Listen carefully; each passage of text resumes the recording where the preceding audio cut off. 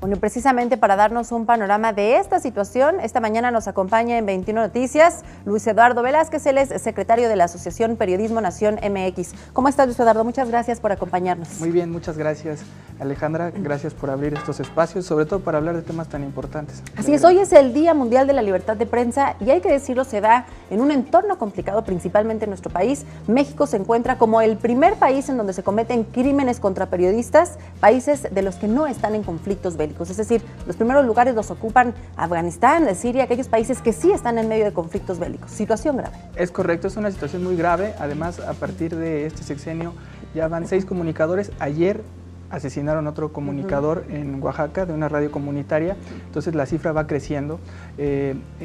Hay más de 290 periodistas sujetos al mecanismo de protección federal y lo que ha sido muy importante ahora como coyuntura es poder atender el tema de un mecanismo de protección que sirva.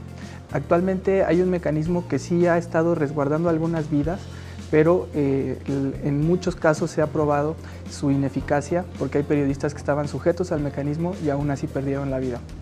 Además, el marco jurídico vigente es ambiguo, no están bien definidos los tramos de responsabilidad entre el mecanismo, la Comisión Ejecutiva de Atención a Víctimas, y por eso a partir de esta época se ha trabajado en la Ciudad de México, sobre todo a partir de que entró en vigor la Constitución.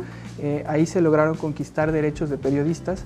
Uno de los temas que se puso como realce fue el de que en la Ciudad de México puedan vivir y tener un empleo digno todas las personas que se dediquen al periodismo y que por cuestiones de riesgo tengan que salir de sus entidades de origen, y aquí se considera esto una ciudad refugio. Sin embargo, no está fungiendo como ciudad refugio, a pesar de que tenemos un número aproximado como de 70 periodistas desplazados en la Ciudad de México, y esto se debe a que al mecanismo local le ha faltado tener un mejor andamiaje jurídico para darle esta protección a los periodistas. Y en ese sentido, justo ayer en el Congreso de la Ciudad de México, que tiene una comisión de protección a periodistas que por primera vez es ordinaria y tiene la facultad de legislar, se presentó una iniciativa ciudadana para... elaborada por ustedes. Elaborada por nosotros y un colectivo de compañeros. La hemos socializado con el gremio, la lanzamos desde marzo, ayer la presentamos oficialmente. La comisión se encarga de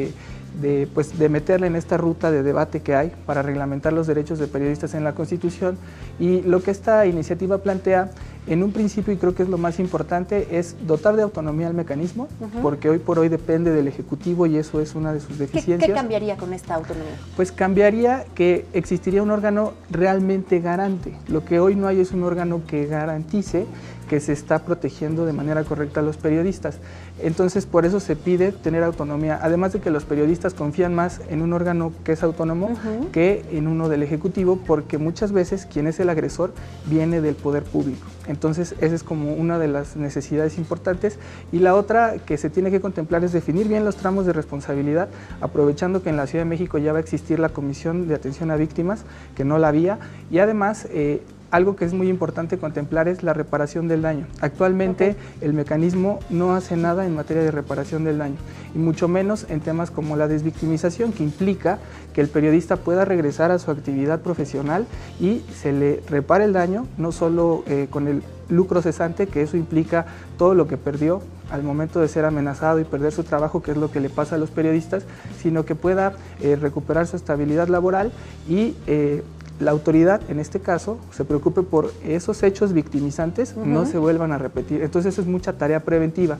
Ahí lo que se incluye en la iniciativa es que el mecanismo pueda tener una unidad específica que se encargue de atender la reparación del daño de los periodistas, además de atender el tema del carácter social.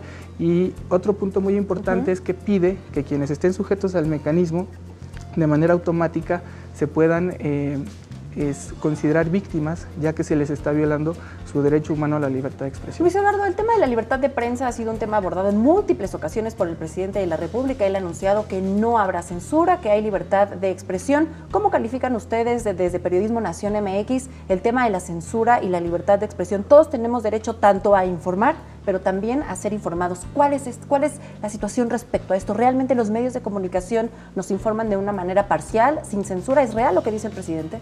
Pues mira, el presidente ha sido muy polémico porque él ha confundido lo que se considera el derecho de réplica, que ya está reglamentado en lo federal, en lo local no, pero él cuando sale y genera descalificaciones dice, estoy solo ejerciendo mi derecho de réplica, y lo que él está haciendo más bien es confrontar a alguien con agresiones muchas veces.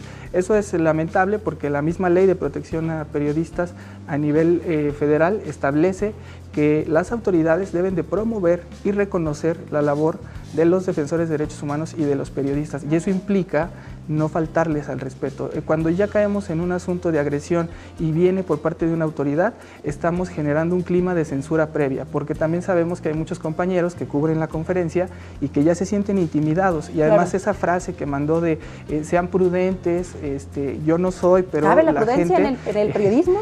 Sí. Pues yo creo que el periodista siempre está expuesto a veces, muchas veces ser imprudente, porque somos quienes nos atrevemos a cuestionar temas que son muchas veces complicados para el poder público, y eso genera que pues sea muy difícil calificar la prudencia como lo mantiene o lo maneja el presidente, ¿no? Si prudencia para él implica que no se le haga una pregunta incómoda, pues está muy complicado, y eso sí sería violar la libertad finalmente, de expresión. pues el cuestionar, creo que todos los ciudadanos, ejerzamos o no, dentro del ámbito periodístico, tenemos el derecho a cuestionar a nuestras autoridades, pues a que se nos entreguen cuentas de lo que se hace al interior del gobierno. ¿Algo más que desees agregar esta mañana, Luis Eduardo Velázquez?